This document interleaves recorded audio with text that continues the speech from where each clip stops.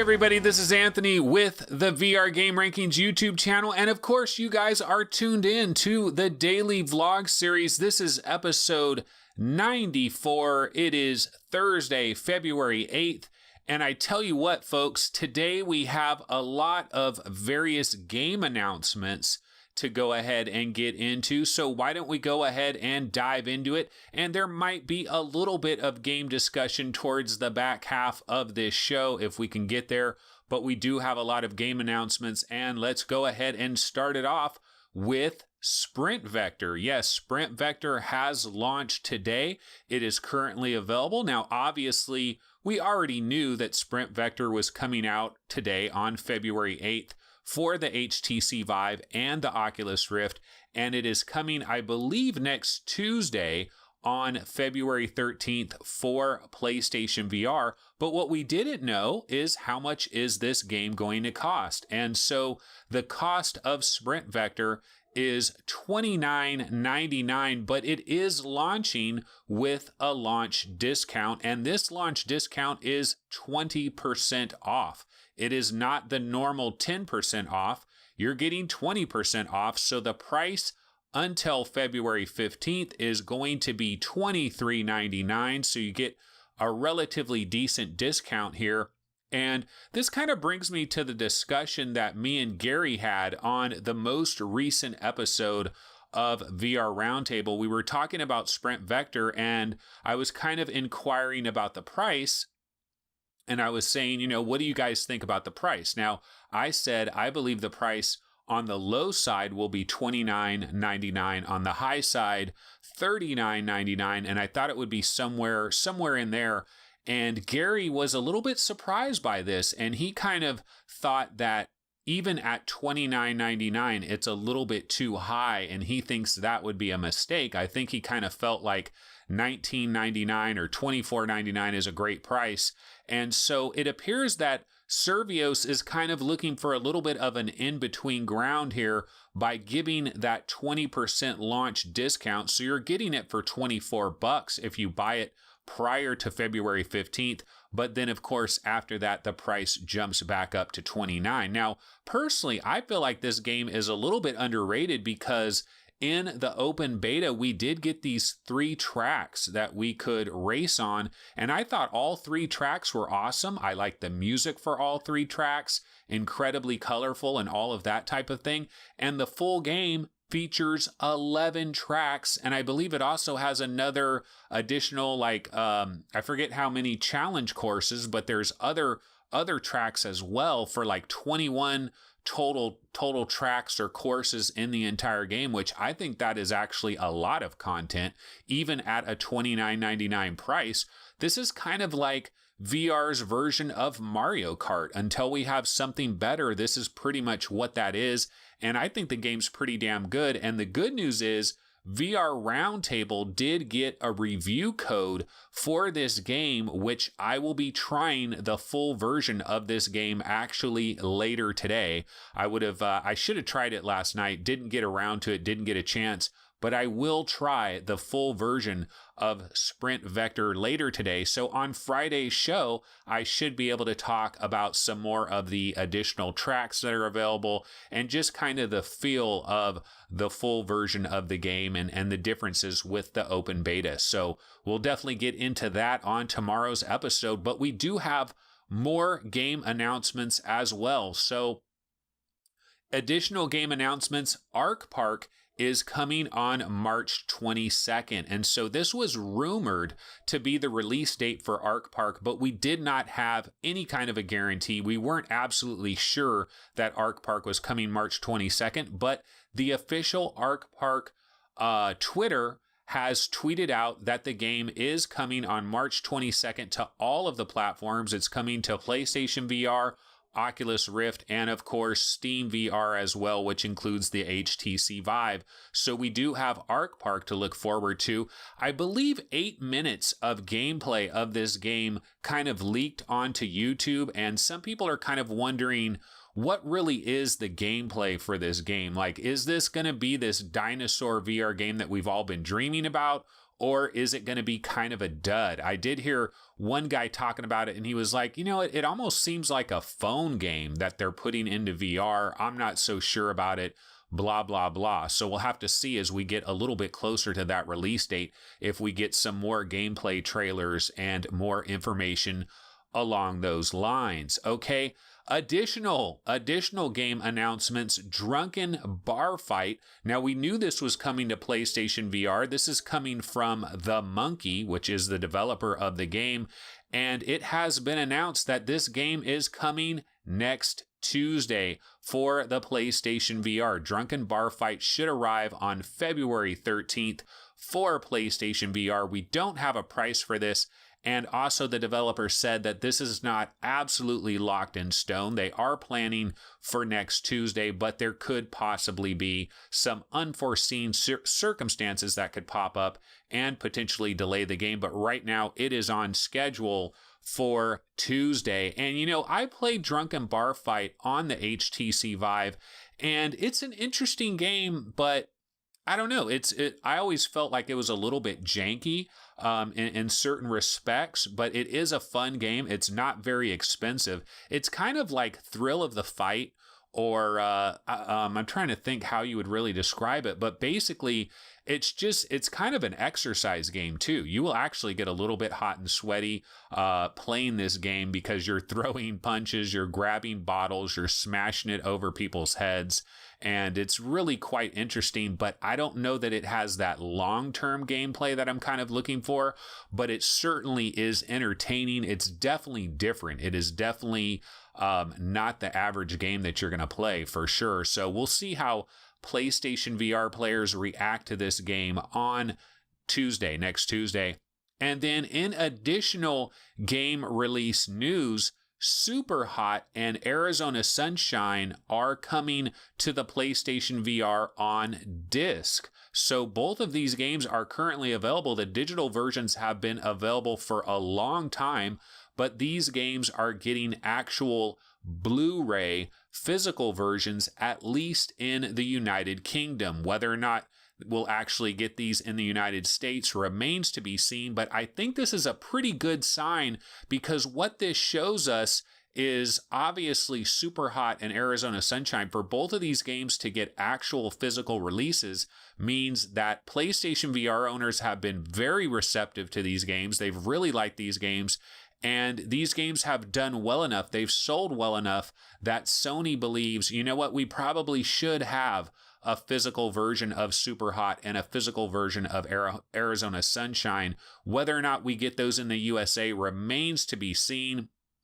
But it's always interesting from a physical game standpoint, because with physical games, you can actually rent the games potentially. You can buy the game, play the game, and then sell it off later. Of course, you do have that inconvenience factor of actually putting in a physical disc, removing the physical disc. We've gotten so lazy. We don't really want to do that. We like the digital games where we can download it, we can instantly access it. But at the same time, there is some value in traditional ownership, I guess you can call it, actually having a physical disc. You can play the hell out of the game, and then if you don't like it anymore, you can sell it off. And there certainly is some value to that. Superhot, the physical version, is coming on February 28th, and Arizona Sunshine is coming on March 21st.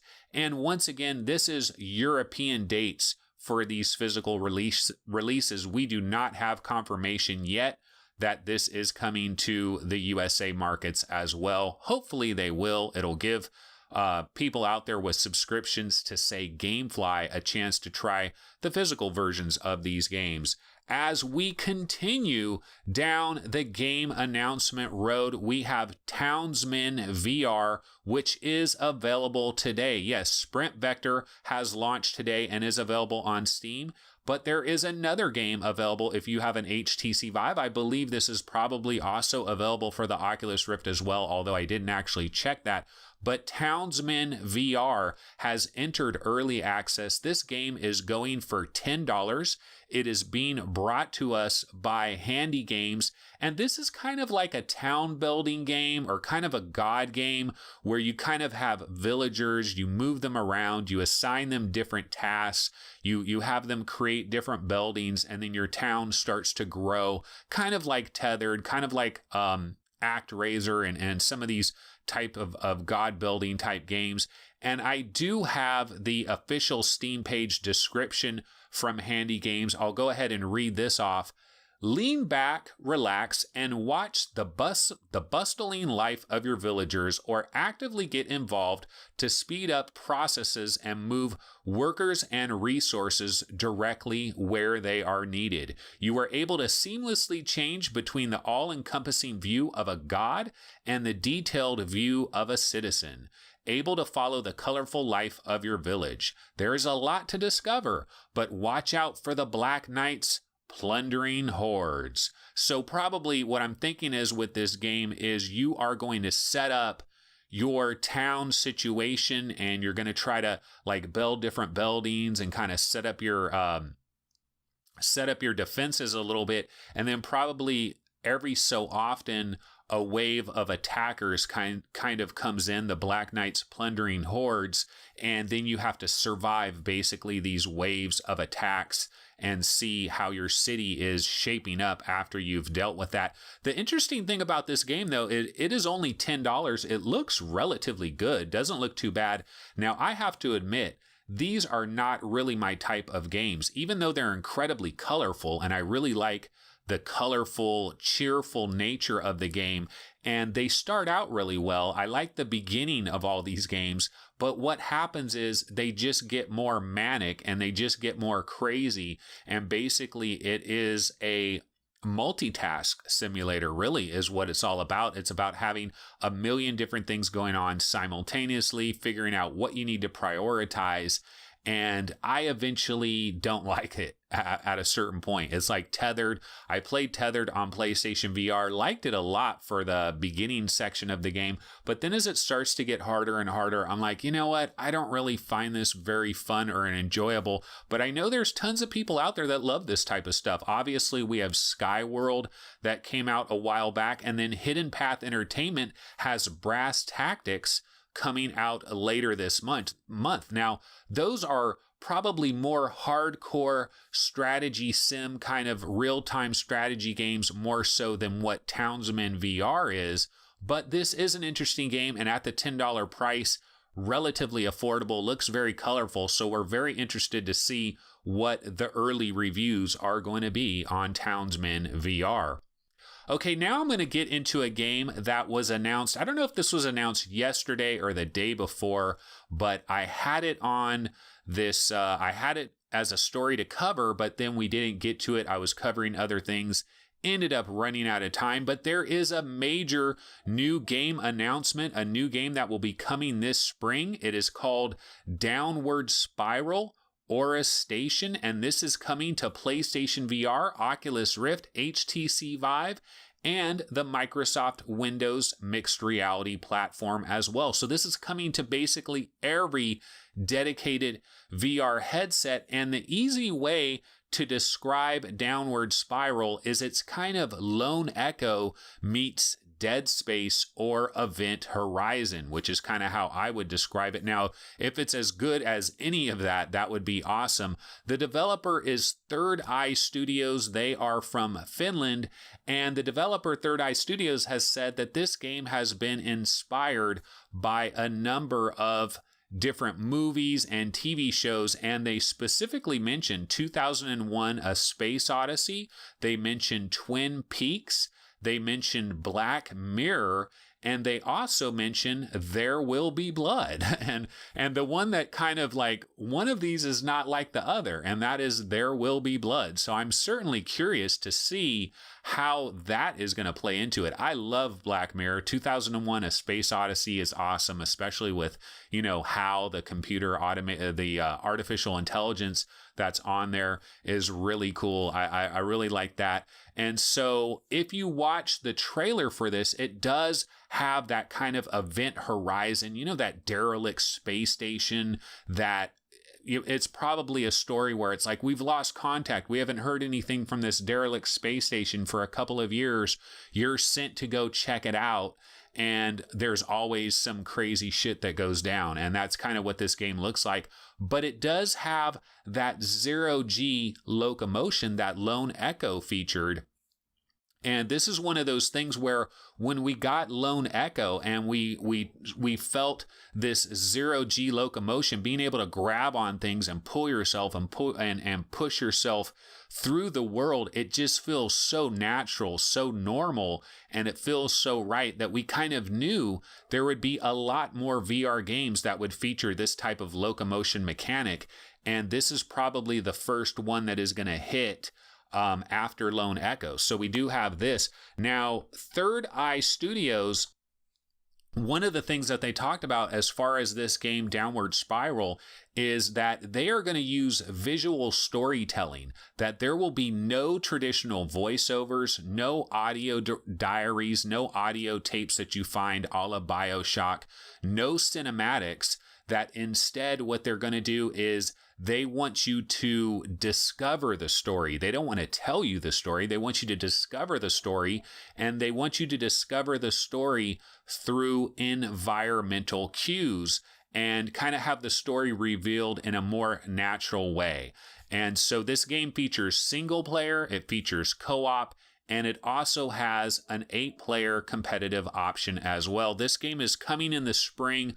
We don't have an exact release date for this game, but it is coming sometime in the spring. Guys, I gotta apologize. I don't know if you hear this, but there are dogs that are barking their asses off, and they're right over here. And the problem that I have is, and I apologize for this, honestly, I wish that I could record this show at another time, maybe when these dogs aren't barking. The problem is I just never know. I never know when these crazy ass dogs are going to start barking, and so I just have to deal with it. What I really need to do is somehow create a soundproof studio. All I need is about $50,000. So if there's somebody super rich out there, shoot me 50 grand. I will make this a soundproof studio, and then there will be no more barking dogs, no more airplanes flying overhead, no more delivery trucks driving down the street. Unfortunately, it is a legitimate problem that I have to deal with, unfortunately, for this show. Some days I get lucky. There's no barking dogs, no airplanes, no nothing, and it's beautiful. Other days, nonstop barking dogs. It is what you have to deal with if you're in this business. Okay, so we have a little bit of time to get into some game discussion, and what I wanted to get into is, you guys remember the game Kin, the platformer that is on the Oculus Rift for $15? I've kind of raved about this game I don't know if I really raved about it on this show. I know I talked about it a little bit on this show, but I think in the most recent episode of VR Roundtable, I did kind of rave about Kin a little bit. And this is my number one go-to game right now. If I don't have a game to play from a standpoint of providing game coverage, like for example, when this show is over, after I've finished editing this and do everything that it needs to do and render it and upload it and all that, when I'm finally done with all that and I could just go play whatever I want, I will jump into Sprint Vector because I gotta play the finished final version of the game. I want to try all the other tracks and stuff. But if I don't have to worry about anything as far as game coverage, if I'm just playing a game for myself, for some reason, Kin is the game that I want to go to, and that is saying a hell of a lot. That speaks a lot for this game. But one of the things that I wanted to talk about in regards to Kin is when I first was playing it, I kind of thought about it as it's very much a platformer game, but actually the more and more that I play Kin, the more I realize that this is less and less of a platformer, and it's actually more of a puzzle game. In fact, it actually reminds me a hell of a lot of the Talos Principle VR. And you might think, this is a platformer and Talos Principle VR is like a hardcore puzzle game. How are these things connected? But the thing is, when you are in Kin, you are moving your little platformer character around this world. You do have to battle enemies. You have some different attacks that you can do. You can kind of freeze enemies with your little boomerang attack. You can throw it out. It kind of freezes enemies a little bit. You can also hurt the enemies with the boomerang. You kind of have a sword that you can go up and you can slash at the enemies and do that. You kind of have to learn the patterns of these enemies. You got to be careful in how you attack them because they are more powerful than you, and you can't just run up on them and try to be aggressive. You got to be smart about it. So there is this platforming, there is this action part of it in terms of the actual combat, but a big, huge part of this game is trying to figure out how to get your character from the one door that they come into the world to get to the door that moves to basically the next little stage of the game. And it can be quite complicated. I've been in some of these Kin levels and I'm thinking, man, I don't know what to do here. I've been stuck a couple of times where I kind of almost just wanted to give up. And I'm like, man, I'm spending all this time. What do? I don't understand. And then finally it hits me. Oh, okay, I need to activate this thing, which opens up this thing, which opens up that thing. And so it does have very much of a puzzle element to it. I'm still really liking the game. I actually have gotten to the second boss of the game, and the bosses are really good. The bosses are very hard to deal with. They are not easy by any stretch of the imagination, but I'm still enjoying this game, Kin. I still think it's a great value for $15. I think it's incredibly colorful. And what I said originally about it, where it's almost like you have this invisible table that is, you almost have this invisible table that's kind of coming up to your chest, and the world is kind of laid out over this table, and you're moving your little character around this world, and sometimes she's really far away and you can kind of barely see her, and then she gets closer. And I kind of really like how the world is laid out. It's incredibly colorful, beautiful. The music is great. I'm not saying this is like game of the year or anything like that. It's probably, I don't even know if I would put it in like the top 5 of VR platformers, but it's not like we have a ton of VR platformers to be able to choose from. So I think this is one of the better platformers, and there isn't, we're not overflowing with platformers in VR. And if you have any kind of retro sensibilities to yourself as far as gaming, I think this is one you will actually enjoy. So you might want to check out Kin if you get an opportunity. I haven't heard from anybody if this game runs well in Revive, if it looks good in Revive, runs well in Revive. I'm assuming it would. I remember playing Lucky's Tale. I basically played the entire game of Lucky's Tale through Revive, and it ran great. That was a platformer. It looked good, ran great. So I'm imagining Kin would run well on the HTC Vive as well. But if anybody has any firsthand experience with that, if you could leave information in the comments about that, then we could pass it along to everybody else. Alrighty, folks, that's pretty much going to go ahead and wrap it up for today's show. This, of course, has been episode 94 for Thursday, February 8th. I apologize for those barking dogs. But I mean, there's just nothing I can do about it. I could wait and try to record the show later, but they could be barking then. So you just never know. So I just got to bang out the show, do what I got to do, and move on to the next show. And tomorrow is Friday's show. We're talking about February 9th, episode 95 tomorrow. And I will definitely have my take on the full version of Sprint Vector. So look forward to that, as well as hopefully some more interesting news stories besides just all of these different game announcements. But it's great to hear about all these games that are coming. Definitely a lot of good stuff on the docket. So I will see everybody tomorrow on Friday. So have a wonderful Thursday. See everybody tomorrow. Later.